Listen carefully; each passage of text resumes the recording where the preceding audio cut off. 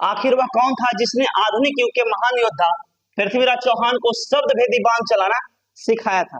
आज हम ज्ञान सागर के इस सेशन में एक ऐसे योद्धा का वर्णन करेंगे जिसने अपने दुश्मनों को 17 बार हराने के बाद भी उसे जीवन दान दिया था, जिसके बारे में कहा जाता है कि उसे महाभारत के गुरु द्रोणाचार्य के पुत्र अश्वत्थामा जो अमर था, उसने उस योद्धा को शब्द भेदी बाण चलाना सिखाया था।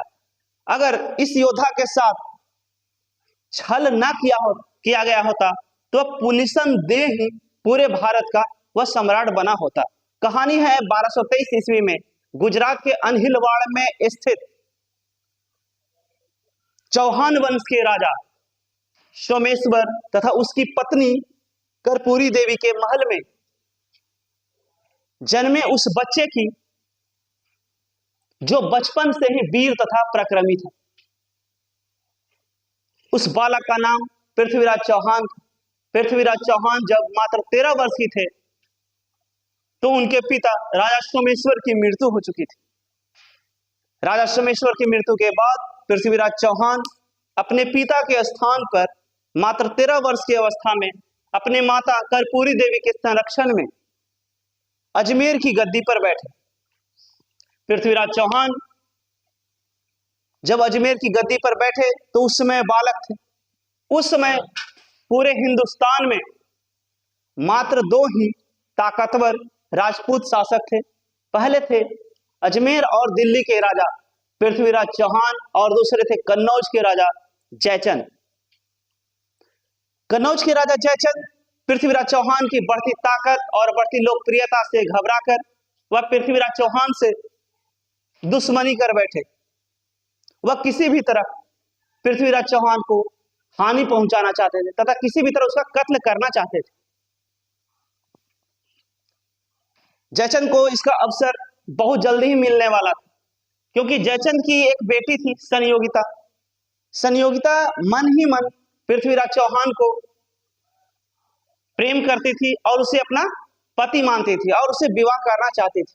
जैसे ही यह खबर कन्नौज के राजा जयचंद को लगा कि उसकी बेटी संयोगिता पृथ्वीराज चौहान से प्रेम करती है, उसने उस अवसर का लाभ उठाते हुए अपनी बेटी का शादी करने के उद्देश्य से एक स्वयंवर का आयोजन किया।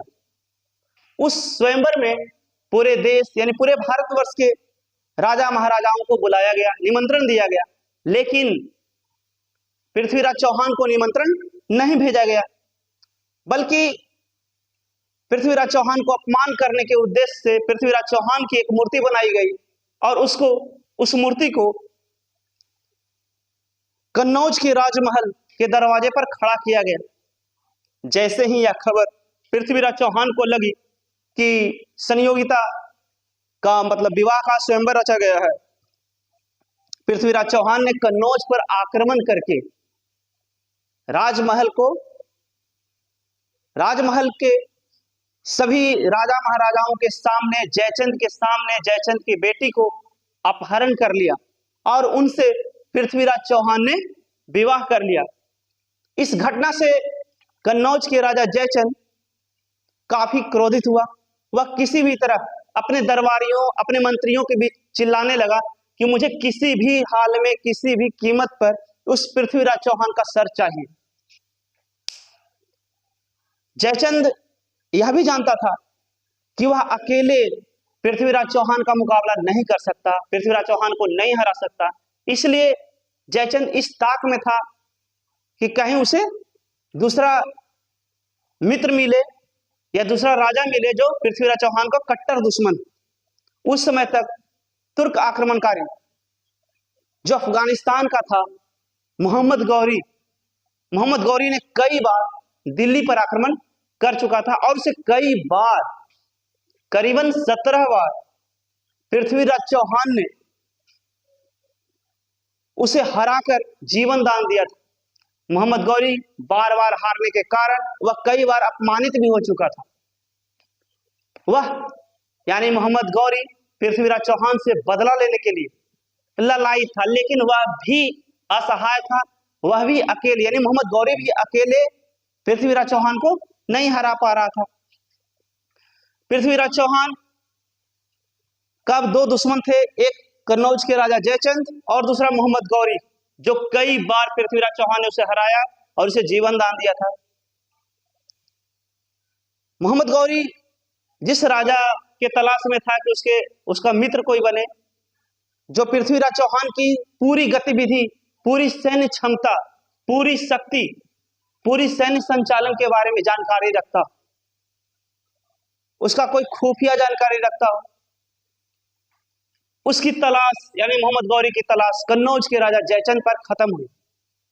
कन्नौज के राजा जयचंद और मोहम्मद गौरी की जो मित्रता थी वो बन गई।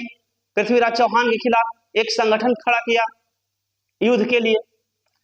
मोहम्मद गौरी ने बोला जयचंद को कि महाराज, कन्नौज के महाराज, आप अगर इस युद्ध में पृथ्वीराज चौहान के खिलाफ आप अगर मेरी मदद सैनिक क्षमता यानी सैनिकों के हिसाब से और कुछ खुफिया जानकारी के हिसाब से आप मेरी मदद करेंगे और मैं इस युद्ध में जीत गया तो मैं आपको दिल्ली और अजमेर, जो पृथ्वीराज चौहान का राज था, उसको जीत कर मैं आपको दे दूंगा। हुआ भी कुछ ऐसा है। 1192 ईस्वी का तराइन का द्वितीय युद्ध शुरू हुआ। तराइन के द्वितीय युद्ध में मोहम्मद गौरी और पृथ्वीराज चौहान की जब सेना आमने सामने थी, तब जयचंद ने बीच युद्ध में धोखा देते हुए पृथ्वीराज चौहान की सारी सैनिक क्षमता, सारी सैनिक गतिविधि कि कौन सा सैनिक, कौन सा सेनापति किस तरफ है, उसकी सारी जानकारी मोहम्मद गौरी को दे दी। इस जानकारी पाते ही मोहम्मद गौरी की जो सेना थी,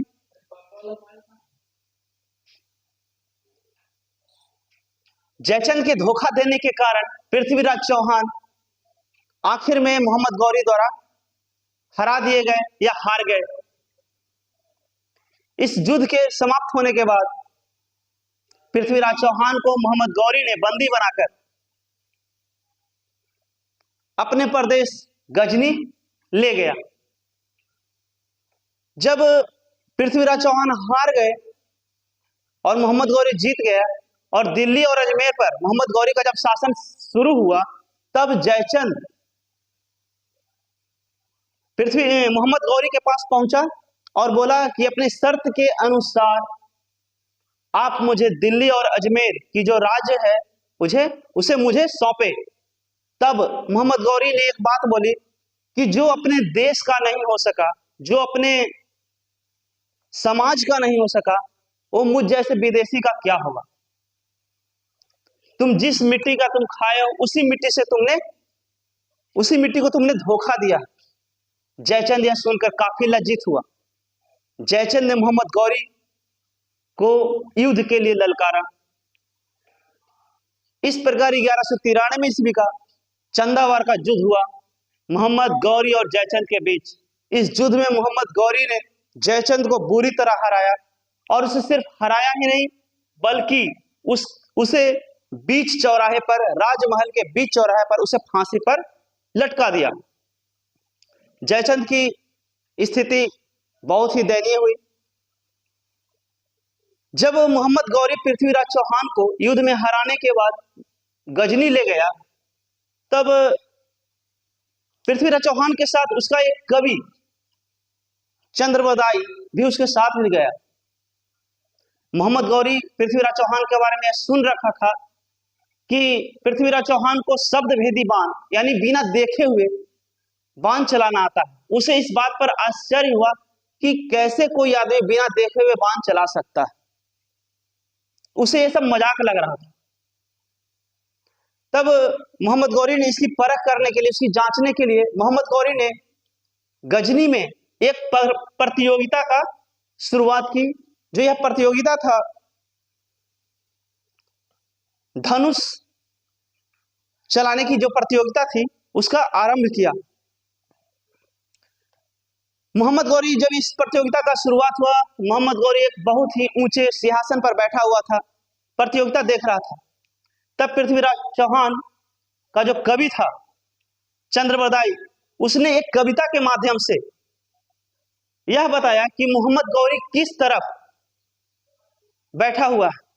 उस कवि चंद्रबदाई की जो कविता है वह इस तरफ है, 4 बांस 24 गज, अंगुल अष्ट परमान, ता ऊपर सुल्तान है, मत चूके चौहान। मतलब उस कविता का जो सारांश है, कवि कह रहा है कि 4 बांस, हे राजा पृथ्वीराज चौहान, जो तुम्हारा दुश्मन मोहम्मद गौरी है, तुमसे 4 बांस और 24 गज और 4 अंगुल, 8 अंगुल, 8 अंगुल ऊपर बैठा हुआ है, इससे अच्छा अवसर तुमको नहीं मिलेगा, तुम मत चुको।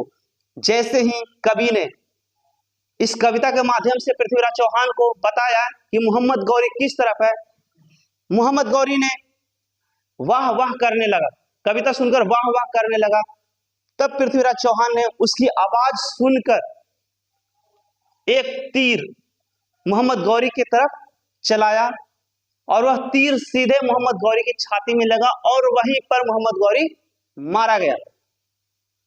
जब देखा चंद्रबदाई कि मोहम्मद गौरी मारा गया है, तब पृथ्वीराज चौहान के परम मित्र जो चंद्रबदाई थे,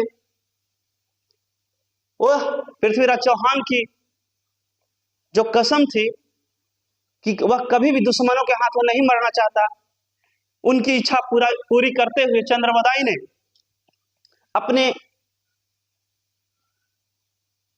कमर से एक खंजर निकाला और उस खंजर से पृथ्वीराज चौहान की हत्या कर दी और फिर उसी खंजर से वह स्वयं भी आत्महत्या कर लिया।